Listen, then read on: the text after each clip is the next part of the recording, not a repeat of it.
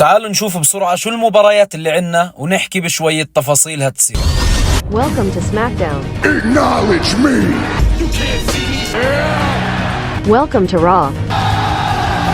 To party. I'm home. Welcome to WrestleMania. Peace.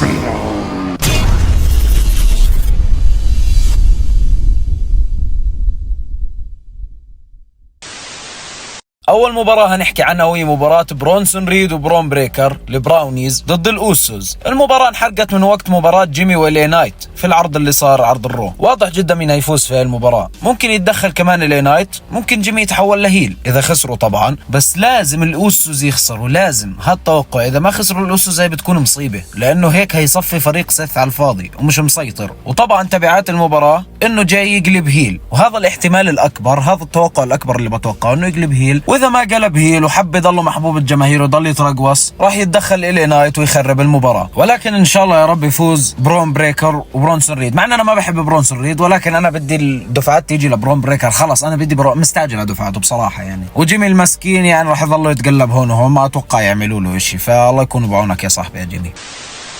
المباراة الثانية اي جي لي وسي ام بانك ضد بيكي لينش وسيث رولينز. ولو تسألوني ليش حكيت اسم النسوان بالأول، لأني أصلا جاي عداوة نسوان، سقال الله نخلص من هالهبل ويبلشوا يهتموا بالمصارعة والعداوة اللي بين سيث وبانك. المهم المباراة توقعي تكون لصالح اي جي لي وسي ام بانك لسببين. الأول مستحيل يخسروا اي جي لي في أول مباراة رجعت فيها من 10 سنين، وكمان سي ام بانك خسر كثير، فأتوقع يجبروا بخاطره هالمباراة ويخلوه يفوز هو اي جي لي. قلبي معك يا بانك، والله قلبي معك كل هالسنة. المباراة اللي بعدها درو ماكنتاير ضد كودي رودز. شوفوا يا جماعة، بالعادة زي ما بتعرفوا اطلع واحكي لكم زي كل فيديوهاتنا انه مباراة محروقة، كل مباريات كودي محروقة، بس خطر في بالي توقع يمكن يكون خطير انه درو ماكنتاير يفوز وياخذ اللقب. طيب اذا صارت هاي الشغلة ليش هتصير؟ بحب احكي لكم انه الطرفين مستفيدين. درو بيكون اخذ دفعته اللي بده اياها من 5 سنين امام جمهور، وكودي بيكون قلب على الجمهور وتحول لهيل، وطبعا لما يتحول لهيل هياخذ دفعات اقوى واكبر بكثير من اللي بنشوفها هسه. بس برضه لا تعيشوا الخيال كثير، كودي جديد راجع وهاي اول مباراة له كحامل لقب من لما اخذوا من جون سينا في سمر اسلام. وبنرجع لنقطة انه مبارياته كلها محروقة ويفوز كودي. لا تتحمسوا كثير، بس حبيت هيك اثير جدل مش اكثر، انا اسف.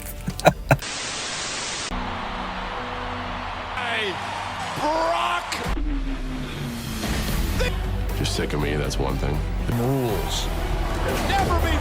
بروك ليزنر ضد جون سينا، الأفضل في التاريخ ضد الوحش القاتل، أحسن وأقوى عداوة بالتاريخ يا إخوان. هاي المباراة هتكون من أحلى المباريات اللي أشوفها، وبصراحة أنا كثير متحمس لها وتوقعي حاير جدا جدا جدا جدا فيها، بس راح أروح لجون سينا ولسببين يا جماعة. الأول بروك ليزنر وجون سينا على أرض الواقع أصدقاء كثير وبحبوا بعض، وبروك بيحترمه، يمكن بروك بيحترم هذا الشخص من أكثر ناس بالعالم، هو ورومان رينز مثلا والاندرتيكر، هذول يعني اللي بروك ليزنر مستعد يحترمهم يعني عادي، بيعمل اللي بدهم اياه، بالذات جون سينا يعني. فتكريما له اتوقع بروك ليزنر مستعد يخسر حاله عشان جولة الاعتزالية لجون سينا تزبط، وما استبعد هذا الاشي من بروك ليزنر، فعليا ما استبعد انه يخسر حاله عشان ينقذ جولة جون سينا الاعتزالية. والسبب الثاني، حتى لو بروك ما بده، جميع مواجهات بروك وجون 3 انتصارات لبروك و1 فقط لجون سينا، او يمكن 2 لبروك و1 لجون سينا، ناسي بصراحة عشان ما اهبد. بس لو جون فاز عليه هيقرب منه او يعادله، فهمتوا قصدي؟ طيب خلال المباراة شو اللي ممكن يصير؟ طيب هسه هتكون تفجيرية كثير، هنشوف الكلاسيك سوبلكس سيتي كثير واف 5 كثير برضه، بس برضه كمان هنشوف السوبر سينا. ترى جون سينا يا جماعة من بعد بالضبط من بعد الرسلمانيا، يعني مباراته مع راندي اورتون كانت قوية، مع سي ام بانك صارت اقوى، مع مش عارف مين صارت اقوى، لما وصلنا لكودي رودز قمة القوة، لما لعب مع لوغان بول قوية برضه. فهمتوا علي يا جماعة؟ فالمباريات اللي عم بيعملها جون سينا مجنونة، وبرضه كمان اللي عملها مع سامي زين. جون سينا قاعد كل مرة عم بيطلع لنا مباراة أقوى من اللي قبلها، وجون سينا ليش قاعد عم بيطلع بظهورات قليلة؟ لأنه قاعد عم بتدرب يطلع مباريات عملاقة، فعلا ذا جريتست اوف اول تايم. فزي ما هتشوفوا إنه بروك ليزنر هيفجر وقاعد بجهز حاله، كمان لا تستبعدوا جون سينا يطلع لكم شخصية السوبر سينا على بروك ليزنر ويفجروا برضه، وممكن كمان نشوف ارتروث بتدخل، وكمان بروك يطحنوا باف 5 برضه. يعني من الآخر أنا متحمس لهاي المباراة بالذات. وصحيح يا جماعة عرض راسل بلوزا هيكون الساعة 1 أو 2 فجر الأحد بتوقيت السعودية والأردن ومصر. حيكون ان شاء الله في بث هفتحه باذن الله. اذا كان صديقي معي اللي هو زيد اللي بتعرفه ان شاء الله يا رب يكون موجود، ولكن اذا ما كان موجود باذن الله راح افتح لكم العرض ونحضر العرض ونستمتع مع بعض ونجاوب اسئله باذن الله تعالى. بس بالنسبه للي شفناه بعرض السماك داون انه بروك ليزنر وقف مع بول هيمن وقال له بدنا نحكي، انا شايف في اشي خطير عم بنطبخ على نار هاديه. معقول انه بروك ليزنر ينضم لسيث، او معقول بول هيمن نفسه يغدر بسيث؟ والله ما بعرف صراحه، ما بعرف. في اشي كبير كبير كبير كبير كثير، بس عم بنطبخ زي ما قلت لكم على نار هاديه، والله اعلم ببين معنا كل شيء لقدامه، الله يستر من اللي جاي.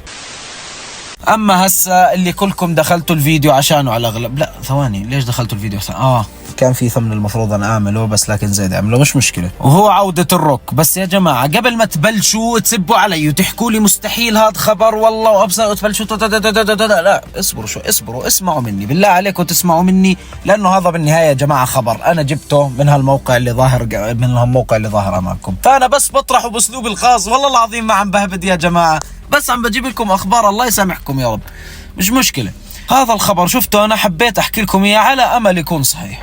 وطبعا هو ايش هو الخبر كالاتي: احتمالين لعودة الروك. الاول انه يبهدل جون سينا ويمزح في الارض هو شخصيا، ويحددوا انه ذا روك يكون ضد جون سينا، تكون اخر مباراة لجولة جون سينا الاعتزالية، روك ضد جون سينا. والاحتمال الثاني انه بروك ليزنر يكون مبعوث من الروك، وانا بستبعد صراحة هذا الاحتمال، لانه معقول بروك ليزنر المتمرد اللي طول عمره لحاله وما عمره مشي على كلام حدا يكون مبعوث من الروك اللي هو اصلا كان بعداوات شخصية معه؟ ما اتوقع يعني، بس انه هذا الخبر. فهل تتوقع هذا الحكي يصير؟ واذا رجع الروك هل راح يرجع زي كل مرة تكون عودته شهر ويرجع يغيب ويخرب الخطة ام لا؟ لهون بنكون وصلنا لنهاية الفيديو. ويا جماعة الخير اقسم بالله كلكم اخواني وبحبكم، واللي زمان يعني إلنا زمان انا وزيد مش منزلين فيديوهات على القناة وتاركين القناة لظروف يعني، وهينا رجعنا الحمد لله. بس ليش هيك بلاقي في ناس استقبلتني؟ هاي اخبار يا اصحابي، والله العظيم اخبار، يعني اخبار تحتمل الصواب وتحتمل الخطأ، وانتم كلكم عارفين محتوى قناتي، بطرح الاخبار سواء صح او غلط وبعطي رأيي فيها. زي هلا قبل شوي طلع احتمالين لعودة الروك، يعني ان شاء الله يطلع صح، بس انا قلت لكم انه الاحتمال الثاني يعني انا بستبعده، لانه فعليا ما بدخل عقل المنطق، هذه مش شخصية بروك، فهمتوا علي؟ فيا جماعة الخير بالله عليكم يعني الناس الجداد بالقناة حاولوا خذوا لكم لمحة على القناة، بتعرفوا شو محتوى القناة، بتعرفوا كيف كنا زمان، فهمتوا علي؟ بتعرفوا انه احنا محتوى قناتنا مليان توقعات، مليان اخبار، مليان كذا، انه احنا هيك محتوى قناتنا بالغالب يعني. حتى العروض مبطلين نازلين عروض الاسبوعية، لانه احنا ما عندنا خبرة فيها، مثلا زي ما شاء الله مستر رسلينج عنده خبرة في العروض الاسبوعية اكثر منا بكثير،